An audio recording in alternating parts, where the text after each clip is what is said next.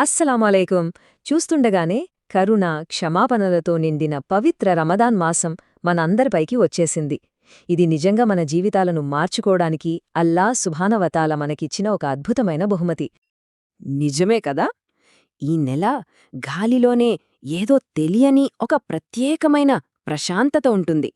ఇది మన ఆత్మలను శుద్ధి చేసుకోవడానికి, మన సృష్టికర్తతో మన సంబంధాన్ని మళ్లీ సరిచేసుకోవడానికి ఒక అపురూపమైన సమయం. కాబట్టి మన హృదయాలను తెరిచి ఈ బరకత్తును మనస్ఫూర్తిగా స్వాగతిద్దాం. అయితే ఇంత పవిత్రమైన ఈ మాసాన్ని మనం ఎలా సద్వినియోగం చేసుకోగలం? మన ఈ ఆధ్యాత్మిక ప్రయాణంలో మనకు మార్గనిర్దేశం చేసే కొన్ని ముఖ్యమైన అంశాలను ఒక్కొక్కటిగా చూద్దాం.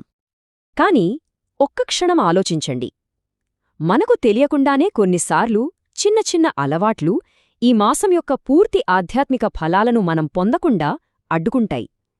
కాబట్టి ఈ విశ్లేషణలో అలాంటి సాధారణ అడ్డంకులేమితో గుర్తించి వాటిని ఎలా అధిగమించాలో చర్చిద్దాం. సరే, రమదాన్లో మన అత్యంత విలువైన ఆస్తితో మొదలుపెడదాం. అదేంటంటే మన సమయం. మరి దాన్ని ఎలా కాపాడుకోవాలో చూద్దాం. ఇక్కడ చూస్తున్నవి చాలా మామూలు విషయాల్లా అనిపించవచ్చు కదా, కానీ పైకి హాని చేయనివిగా కనిపించే ఈ అలవాట్లే ఇబాదత్ కోసం మనం కేటాయించిన అమూల్యమైన గంటలను మనకు తెలియకుండానే నిశ్శబ్దంగా దొంగిలించేస్తాయి.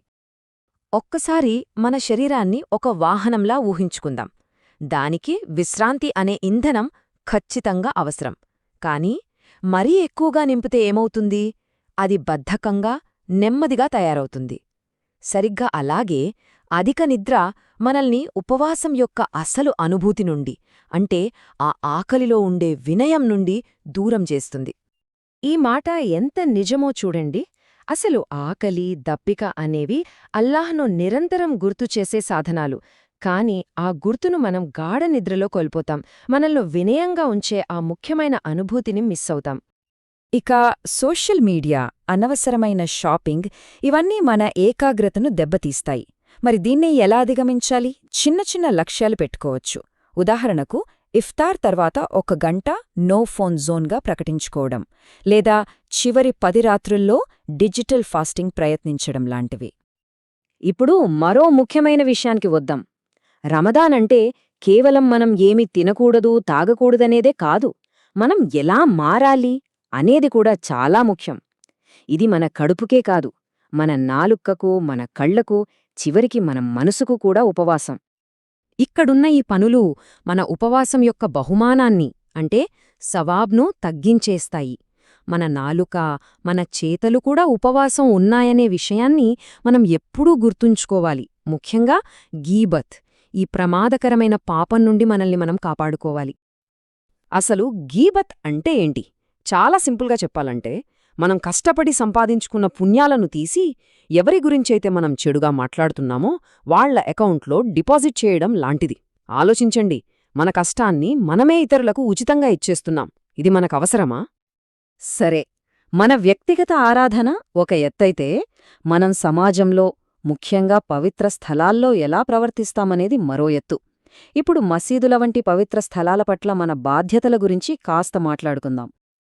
చూశారు కదా, ఈ 3 విషయాలు గుర్తుంచుకుందాం: శుభ్రత, సౌకర్యం మరియు శాంతం. ఇవి కేవలం రూల్స్ కాదండి, మన తోటి ముస్లిం సోదరుల పట్ల మనకున్న గౌరవం, ప్రేమకు ఇవి నిదర్శనం. కొన్నిసార్లు మనం చూస్తుంటాం, తరావీహ్ ఎన్ని రకాతులు అనే చిన్న చిన్న విషయాలపై కూడా వాదనలు జరుగుతుంటాయి. దీనివల్ల మన మధ్య ఐక్యత దెబ్బతింటుంది. గుర్తుంచుకోండి, అల్లాహ్ సుబ్హానహువతాలా దృష్టిలో మన ఐక్యత చాలా ప్రియమైనది. శైతాన్ ఎప్పుడూ మన మధ్య విభేదాలు సృష్టించడానికే ప్రయత్నిస్తాడు. మనం ఆ ఉచ్చులో అస్సలు పడకూడదు. మసీదుల గురించి మాట్లాడాం, సరే, కానీ మన ఇళ్ళు కూడా పవిత్ర స్థలాలే.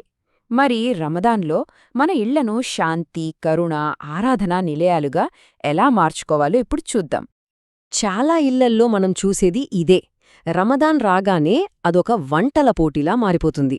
పాపం, దీనివల్ల ఇంటిలోని మహిళలు తమ విలువైన సమయాన్నంతా వంటగదిలోనే గడపాల్సొస్తుంది. ఇక వారికి ఇబాదత్, ఖురాన్ పారాయణానికి సమయం ఎక్కడ దొరుకుతుంది? అందుకే కుటుంబ సభ్యులందరం కలిసి వంటలో సహాయం చేయడం లేదా సింపుల్ ఇఫ్తార్లను ప్లాన్ చేసుకోవడం ద్వారా మనం వారికి సహాయం చేయొచ్చు. ఈ తేడా చూడండి, మన శరీరం అల్లా సుబ్హానహుతాలా మనకిచ్చిన ఒక అమానత్. దాన్ని రకరకాల రుచులతో నింపడం కంటే మన ఆత్మకు ఆధ్యాత్మిక పోషణను అందించడమే ఈ మాసంలో చాలా ముఖ్యం. మన ప్రవక్త సల్లల్లాహు అలైహి వసల్లం చూపిన సరళతే మనందరికీ గొప్ప ఆదర్శం. సరే, ఇప్పటిదాకా మనం చాలా విషయాలు చర్చించుకున్నాం. వీటన్నిటినీ కలిపి ఈ రమదాన్ను మన జీవితంలో ఒక గొప్ప పరివర్తనగా, ఒక టర్నింగ్ పాయింట్గా ఎలా మార్చుకోవాలి? ఒక్కసారి ఈ మాటను మనసు లోతుల్లోకి వెళ్ళనివ్వండి. క్షమాపణ ద్వారాలు ఇంత విశాలంగా తెర్చున్న ఈ నెలలో కూడా మనం క్షమించబడలేకపోతే అంతకంటే దురదృష్టం ఇంకేముంటుంది? ఇది మనం చాలా తీవ్రంగా ఆత్మపరిశీలన చేసుకోవాల్సిన విషయం. అందుకే రమదాన్ను ఒక నెల రోజుల సంప్రదాయంగా కాకుండా ఒక ఆధ్యాత్మిక ప్రయాణంగా భావిద్దాం. ఈ ప్రయాణంలో మనం చేసే ప్రతి చిన్న మార్పు, ప్రతి త్యాగం మనల్ని అల్లా సల్లల్లాహు అలైహి వసల్లంకు మరింత దగ్గర చేస్తుంది. ఇది కేవలం నియమాల జాబితా కాదు, మనల్ని మనం మెరుగుపరుచుకోవడానికి దొరికిన ఒక సువర్ణ అవకాశం. ఈ ప్రశ్న మనందరి కోసం. ఈ 30 రోజుల తర్వాత మన యొక్క ఏ కొత్త రూపాన్ని మనం ప్రపంచానికి పరిచయం చేయబోతున్నాం? మరింత సహనంగా, దయగా, అల్లాహ్జాలుగుకు దగ్గరగా ఉండే ఒక కొత్త వ్యక్తినే కదా? ఈ విశ్లేషణ మీకు నచ్చినట్లయితే తప్పకుండా లైక్ చేయండి, మీ కుటుంబ సభ్యులతో, స్నేహితులతో పంచుకోండి. మరిన్ని ఇలాంటి విషయాల కోసం సబ్స్క్రైబ్ చేసుకోండి. ముఖ్యంగా ఈ రమదాన్ను ఇంకాస్త మెరుగ్గా మార్చుకోవడానికి మీరొక కొత్తగా ఏం చేయాలనుకుంటున్నారో కామెంట్స్లో తప్పకుండా తెలియజేయండి. ఒకరి నుండి ఒకరం స్ఫూర్తి పొందుదాం. అల్లా మనందరి ఉపవాసాలను, ప్రార్థనలను స్వీకరించుగాక. అస్సలాముఅలైకుం. क्या आप भी बिना चेहरा दिखाए देन की वीडियोस के जरिए हलाल पैसा कमाना चाहते हैं? बस एक आइडिया सोचिए और इमेजिन कीजिए, बाकी काम एआई टेक्नोलॉजी खुद करेगी।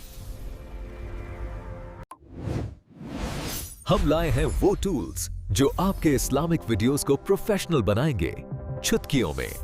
खुद को मोटिवेट करें और आज ही अपना चैनल क्रिएट करिए। घर बैठे शान से पैसे कमाएं।